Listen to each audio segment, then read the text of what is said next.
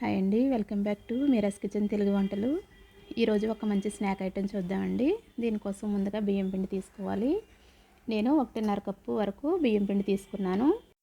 బియ్యం పిండి ఎంత అయితే తీసుకున్నామో అంతే వాటర్ తీసుకోవాలండి. ఇప్పుడు నేను 1.5 కప్పు వరకు వాటర్ తీసుకున్నాను. ఇదే వాటర్లో కొద్దిగా జీరా వేసుకోవాలండి, కొద్దిగా రెడ్ చిల్లీ ఫ్లేక్స్ కూడా వేసుకోవాలి, కొద్దిగా కరివేపాకు తుంచుకుని వేసుకోవాలండి, ఇలా కట్ చేసుకుని వేసుకోవాలి. తర్వాత దీనిలోనే రుచికి సరిపడా సాల్ట్ వేసుకుని మరిగించుకోవాలండి ఈ వాటర్ని. ఇందులోనే కొద్దిగా ఆయిల్ కూడా వేసుకుందాము. ఇప్పుడు ఇలా మరిగిన తర్వాత ఇందులో మనం తీసుకున్న రైస్ ఫ్లోర్ని యాడ్ చేసేసుకోవాలండి. కొద్దిగా వేసుకుంటూ కలుపుకోవాలి. చూడండి, ఈ విధంగా కొద్దిగా వేసుకుంటూ వాటర్లో మొత్తం మిక్స్ అయ్యేటట్టు కలపాలి. ఇప్పుడు దీన్ని ఒక 5 నిమిషాలు పక్కన పెట్టుకోవాలండి. తర్వాత ఉడికించిన బంగాళాదుంపల్ని ఈ విధంగా తురుముకోవాలి. ఈ విధంగా ఒక 2 బంగాళాదుంపల్ని తురుముకున్న తర్వాత దీనిలోకి మనం కలిపి పెట్టుకున్న బియ్యం పిండి ఉంది కదండి, అది యాడ్ చేసేసుకుందాము. ఈ విధంగా కొంచెం తీసుకుని ఈ పొటాటో మిశ్రమంలో వేసుకుని కలుపుకోవాలండి. బాగా అంతా కలిసేటట్టు ఒకసారి చేత్తో ఈ విధంగా కొద్దిగా వేడిగా ఉన్నప్పుడే కలిపేసుకోవాలి. చూసుకుంటూ నెమ్మదిగా ఈ విధంగా కలిపేసుకోవాలండి. ఇది మీకు చాలా నచ్చుతుందండి, ఒకసారి ట్రై చేయండి.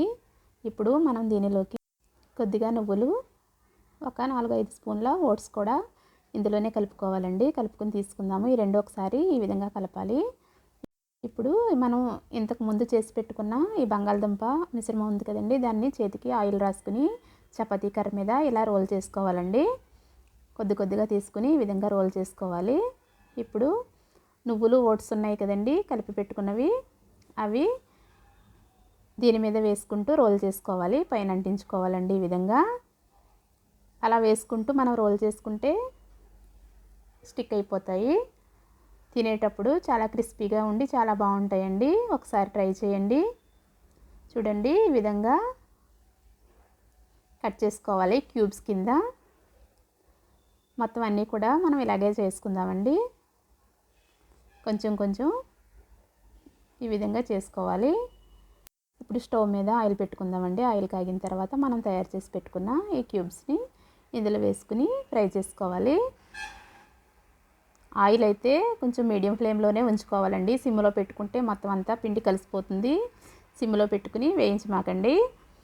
చూడండి, ఈ విధంగా కొంచెం కలర్ చేంజ్ అయ్యే వరకు ఫ్రై చేసుకోవాలి. స్నాక్ చాలా బాగుందండి. మీకు నచ్చితే కనుక ప్లీజ్ లైక్ చేయండి, షేర్ చేయండి. కొత్తగా మన ఛానల్ని చూసేవారు ఎవరైనా ఉంటే ప్లీజ్ సబ్స్క్రైబ్ చేసుకోండి. Support my channel.